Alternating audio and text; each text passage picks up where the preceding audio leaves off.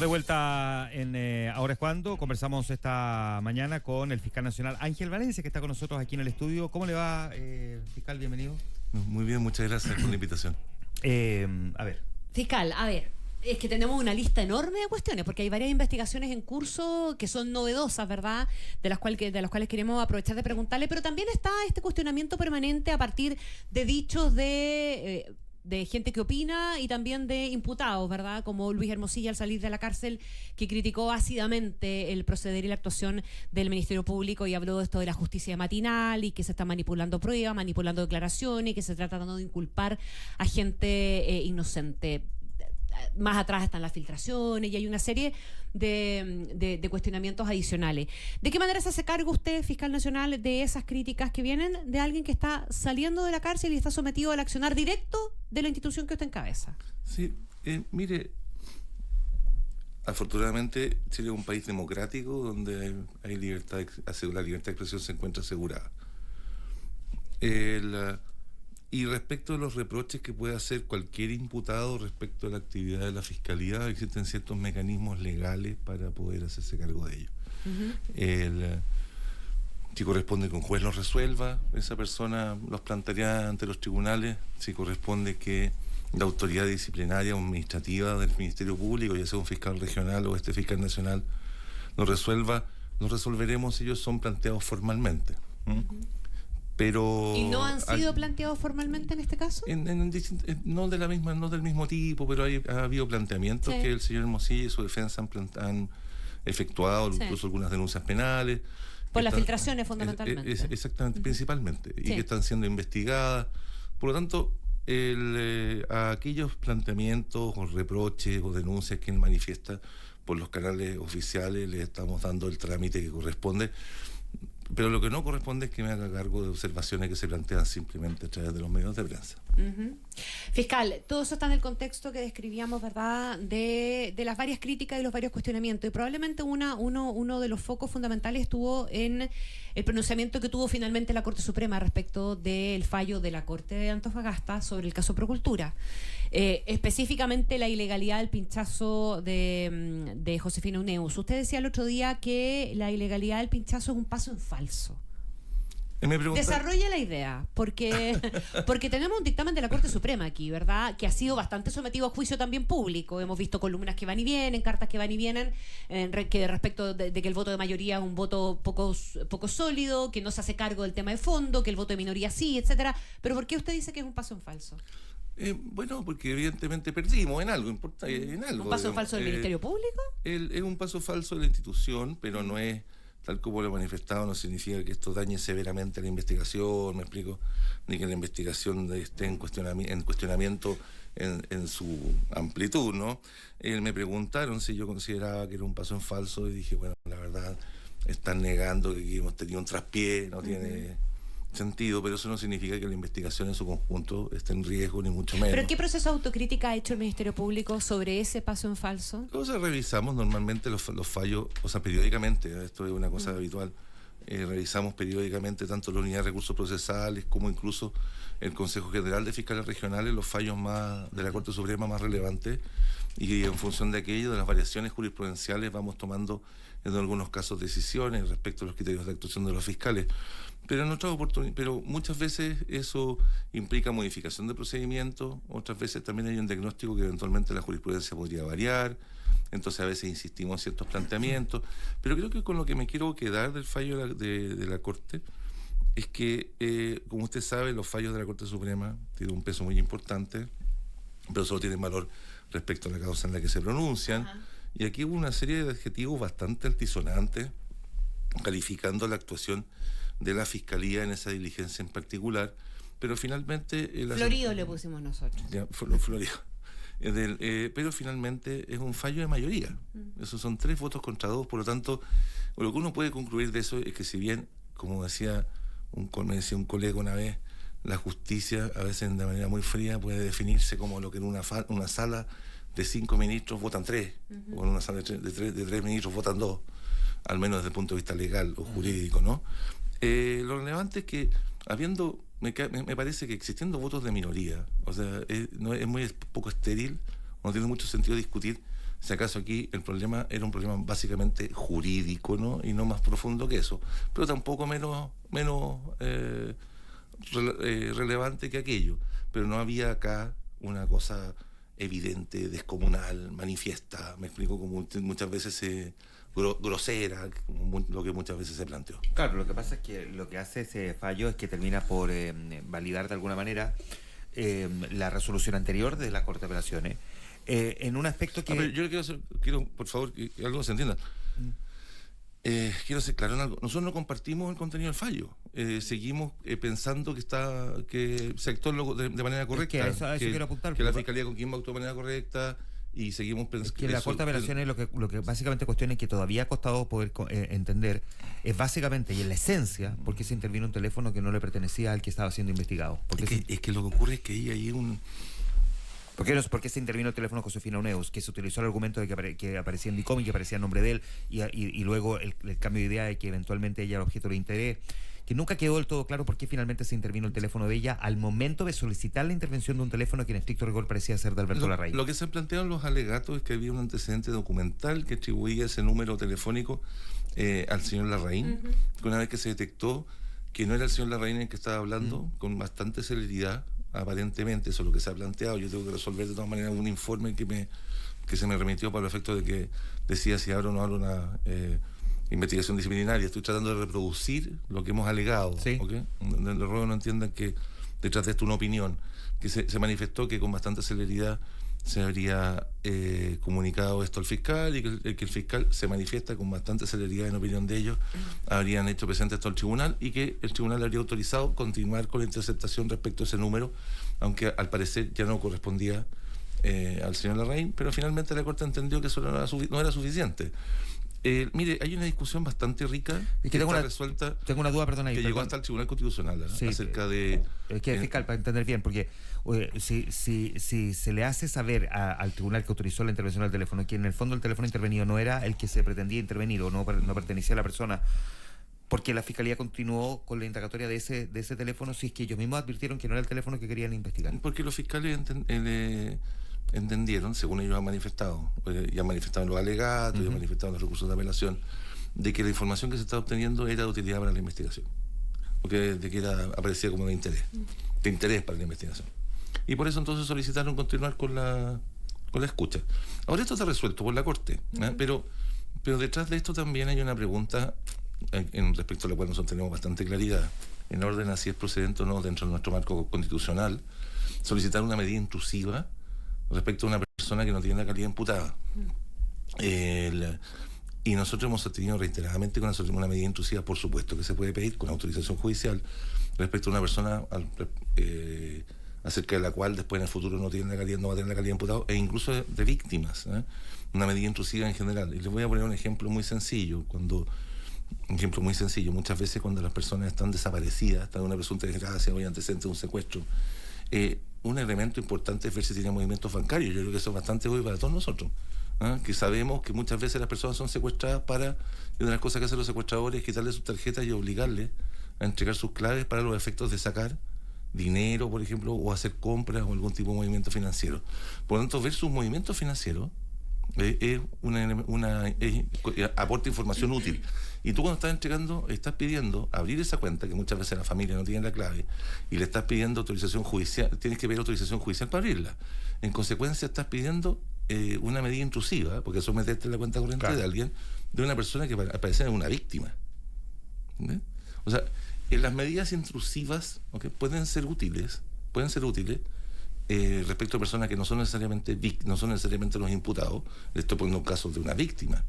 En consecuencia, la pregunta de fondo es si aquí hay un juicio o no hay un juicio de proporcionalidad entre la intensidad de la medida, la garantía que se está viendo afectada y la necesidad de la investigación. Pero esa es otra pregunta. Sí, de acuerdo. Fiscal, a propósito de los varios casos que tenemos como opinión pública caratulados como casos de corrupción, ¿verdad? Procultura, y varios de las fundaciones y otras situaciones más que se están empezando a abrir también, ¿verdad? Casos específicos de exalcalde o de parlamentario, etcétera. ¿Usted ha llegado a alguna convicción de si efectivamente aquí, al final del día, nos vamos a encontrar con que hubo gente que se pasó de lista y se llevó plata para la casa, o como sugería el otro día en la entrevista del Mercurio, que me parece que es una pieza bien clave del caso Procultura, ella en particular, aquí es la ex representante legal del caso Procultura, Constanza Gómez, que finalmente, no sé si finalmente, pero ella dice, aquí hubo de parte de Alberto Larraín el uso de la fundación para hacer crecer contactos políticos y para expandirse políticamente, que es una cuestión que también uno ha escuchado respecto de otros lados del caso Fundaciones y que probablemente termina siendo parte también de la excusa o de la justificación de muchos que están vinculados de alguna manera a la política, que cometen irregularidades, delitos, etcétera, etcétera, y que dicen, no, si nunca me llevé la plata para la casa. Pero al final, ¿se ha hecho usted alguna convicción en términos generales? No le digo el pronunciamiento específico respecto a un caso, después podemos entrar a picar si quiere. No, convicción ninguna, es demasiado prematuro. Es demasiado prematuro, incluso con la cantidad de antecedentes que se han recopilado y lo que me han entregado. Yo no tomo las decisiones en esa causa, no es una causa que dirija yo, la dirige un fiscal regional. Pero aún así, me atrevo a responder que no. Y es razonable que cualquier fiscal todavía no tenga esa convicción, aún yo estando a cargo de la causa. Los fiscales tienen deber de objetividad, tienen que ser imparciales y además tienen que ser objetivos. ¿Qué significa objetividad? Tienen que ser capaces de acercarse a esclarecer los hechos, poniendo interés o atención no solo en aquello que perjudica o que puede involucrar a ciertas personas como partícipes de un delito, sino que también aquello que puede eventualmente beneficiarlas o excluirles. Mira, te quiero decir algo más. Por favor, que no se malentienda, no se interprete esto para Procultura, sino con una observación general y muy general. Una investigación que finalmente arrojara que un hecho que revestía aparentemente caracteres de delito, finalmente estableció que los hechos no fueron constitutivos de delito, es también una investigación exitosa. Ajá, sí, lógico. No es tan bien, ¿ok? No es un fracaso investigativo ni mucho menos, sino que más bien lo contrario. Despeja la duda, claro. Es el sistema funcionando, estableciendo conforme las herramientas legales, qué es lo que estableciendo los hechos conforme con las herramientas legales disponibles y estableciendo que algo no ocurrió, que un delito no ocurrió. Ahora en este caso estamos muy lejos también de eso, o sea, los fiscales siguen con diligencias pendientes y hay que esperar qué es lo que resuelve finalmente el fiscal Castro, pero recordar algo, estas investigaciones son complejas, toman tiempo. Mire lo que está ocurriendo, usted me puso el caso de Luis Hermosilla, ¿no? Luis Hermosilla, ¿qué es lo que está reclamando Luis Hermosilla como reclama todo cualquier imputado que ha estado privado de libertad? Quiero ir pronto a juicio. Tengo derecho a la presunción de inocencia, quiero ir pronto a juicio. Eso lo reclama cualquier imputado. ¿Y por qué? Sí. Porque eso está en la Convención Americana de Derechos Humanos. El derecho a ser juzgado en un plazo razonable, ya que la investigación no se extienda más allá de un plazo razonable, lo que es más intenso aún, más relevante aún cuando una persona está privada de libertad. Entonces, todo el mundo quiere, el nulo avance, que se tomen decisiones pronto, que se formalice pronto, pero ocurre en causas como esta, que tienen muchas diligencias asociadas, correos electrónicos, cuentas corrientes. Cuando tú formalizas, después de que formalizas, se te viene un plazo judicial de investigación máximo de 2 años, pero además si quedan los imputados en prisión preventiva, y en este caso, casos como este, es bastante frecuente que eso ocurra, la presión del plazo judicial para abreviar la investigación, porque tienes personas presas, que entonces eso puede desembocar en asuntos como los que muchas veces vemos, que personas que han estado en prisión preventiva, finalmente como consecuencia de que la investigación no termina dentro de lo que el tribunal entiende como un plazo prudente, comienzan a enviar los arrestos domiciliarios. Ahora, a propósito de lo que usted cita, de lo que dijo Juan Pablo Hermosilla, el abogado de Luis Hermosilla, de hecho lo dijo aquí en Infinita la semana pasada en el programa Lo que faltaba, no solamente planteó eso, sino que también... Espero que no se ofendan si no lo escuché, pero... No, por favor, no se preocupe. Los fiscales cometen delitos como filtrar información, filtran alguna y esconden otra, es una manipulación. Ha habido un persistente cuestionamiento hacia la Fiscalía, al Ministerio Público por las filtraciones, y a propósito de esta definición que hace usted de que los fiscales tienen que ser objetivos, es persistente el cuestionamiento respecto de que los fiscales filtran información, no toda la información, sino que una información que solo es proclive hacia donde apunta su investigación, para favorecerlo en términos de un respaldo, si se quiere, de la opinión pública o mediático. Incluso hay una discusión legislativa hoy día para castigar la filtración. ¿Cómo está manejando en la práctica el Ministerio Público? Nosotros ya hemos conversado de esto, porque creo que las últimas 3 entrevistas que hemos tenido le he preguntado sobre el tema de las filtraciones, pero ha sido persistente y permanente y se ha convertido ya en parte del paisaje cada vez que hay un caso de alta connotación en que se está filtrando información. Sí, es como una muletilla de los abogados defensores. Es bastante frecuente como los recursos a los que emplean para descalificar la investigación y acusar de filtración a los fiscales sin aportar antecedentes que demuestren aquello. Entonces uno tiene que tomar, me parece, en primer lugar, uno como autoridad, espera que esas personas denuncien y que aporten los antecedentes con los que cuentan para hacer afirmaciones tan graves. Y si no están en condiciones de acreditar afirmaciones tan graves como esa, porque además no son potenciales, pues no son eventuales, no es que te estén diciendo podría ser o lo estarían haciendo, sino que dicen que lo hicieron. Claro. Ojalá uno se hicieran cargo después de las afirmaciones que hacen, y todos podemos sopesar también, ¿okay? La relevancia o la gravedad de afirmaciones como esa, si luego no se acompañan antecedentes que justifiquen una aseveración tan grave como la que usted plantea, que es básicamente atribuir a ciertos funcionarios la comisión de delitos, ¿no? Si cuenta con esos antecedentes, estoy seguro que el colega los va a aportar, porque no hay ninguna razón para pensar que los esconde o los guarda. Y si no los entrega, significa que no los tiene. El punto. Ahora, aparte. Ahora, vamos a lo otro que también es grave. Vuelvo atrás.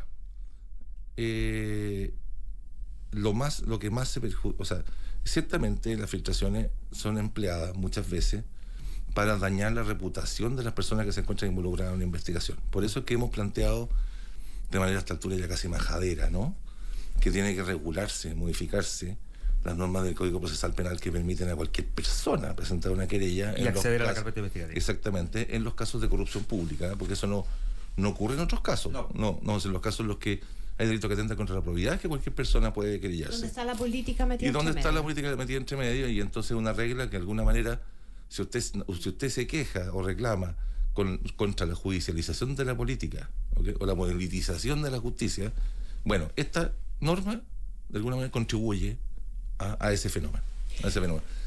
Uno, pero dos, si alguna institución o algún interés se ve perjudicado con las filtraciones, es la investigación penal.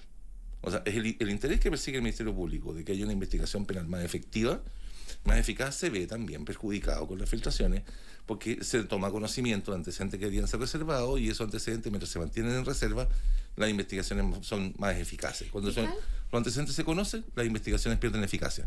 En consecuencia, nosotros también estamos interesados en aquello. Ajá. Internamente hemos invertido cientos de millones de pesos en mejorar nuestro sistema, la seguridad de nuestros sistemas de información y la trazabilidad de los documentos que entran y salen del Ministerio Público. Hemos realizado investigaciones administrativas, hemos aplicado sanciones, son investigaciones administrativas que no han quedado en el aire. Hemos aplicado sanciones contra funcionarios que han accedido indebidamente a información que no deberían haber revisado, ni siquiera que la han hecho circular, sino que han revisado lo que no corresponde. Y son sanciones incluso pecuniarias, sanciones que le han implicado pago en dinero. Hemos abierto investigaciones penales. Les quiero recordar que hay un exdirector de la Policía de Investigaciones que está condenado, sí, por haber filtrado información. Sí.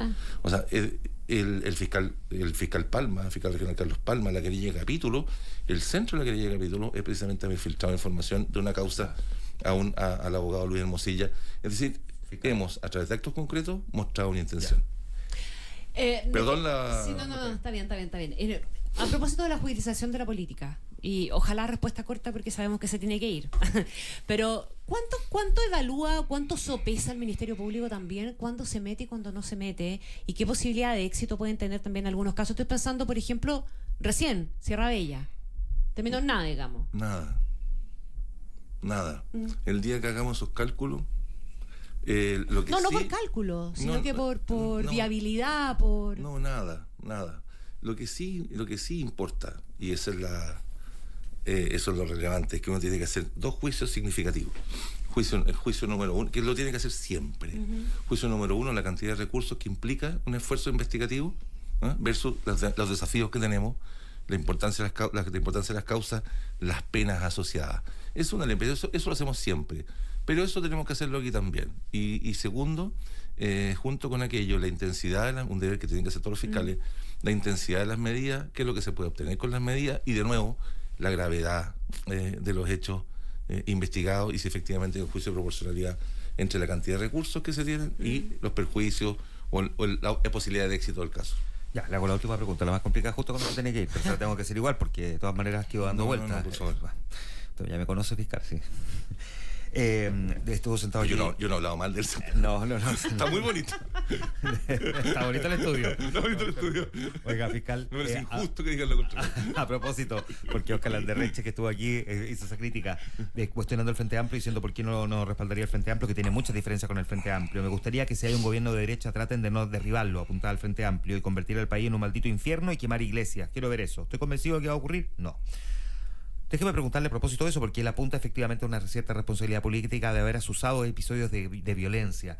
Después de todas las investigaciones, a esta altura no lo voy a investigar sobre los responsables de la quema del metro, pero sí me gustaría saber si desde el Ministerio Público se llegaron a formar alguna convicción desde algún tipo de responsabilidad política detrás de asusar o episodios de violencia derechamente que tuvimos durante el estallido social. Hay investigaciones abiertas respecto de los delitos cometidos en esa época hasta el día de hoy, probablemente se mantengan abiertas por mucho tiempo. Creo que los criterios para el archivo provisional de los delitos cometidos a partir de octubre de 2019 tienen que ser distintos respecto de otros delitos, había consideración de la gravedad de los hechos ocurridos.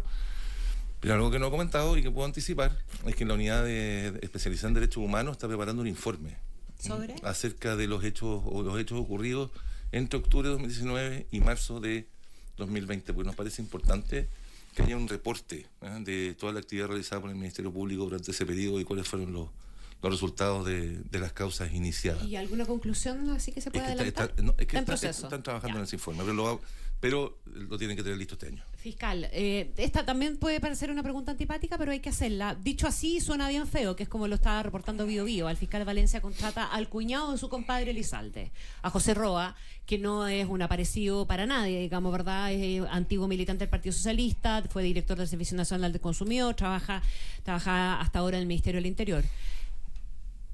¿Para qué es la contratación de José Roa y cuánto importa ese vínculo de parentesco ni más ni menos que con el ministro del Interior? Mire, lo más interesante, a ver, la primera cosa es que detrás de esa nota, más allá de que el titular evidentemente está publicado en el propósito de captar vistos, digamos, ¿no? De que la gente mire, la nota es que no hay reproche de ilegalidad alguno. Yo entiendo que tampoco hay reproche ético alguno.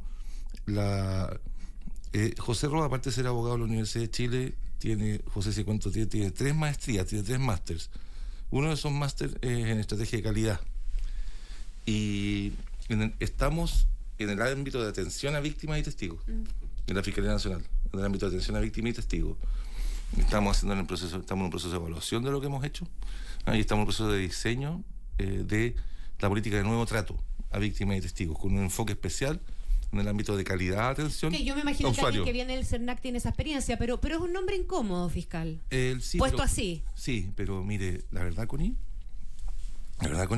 yo no voy a abrir a la institución y en consecuencia a todos los chilenos del aporte de una persona, de un profesional valioso para una tarea específica, solo porque tiene relación de parentesco con una persona con la que yo tengo un vínculo de amistad.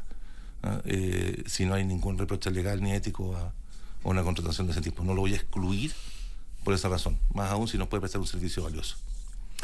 Fiscal Nacional, muchas gracias por venir a conversar esta mañana. ¿Le gustó el estudio? Está bonito. No, muy digno, más que digno. Muy bien, gracias, fiscal. Gracias.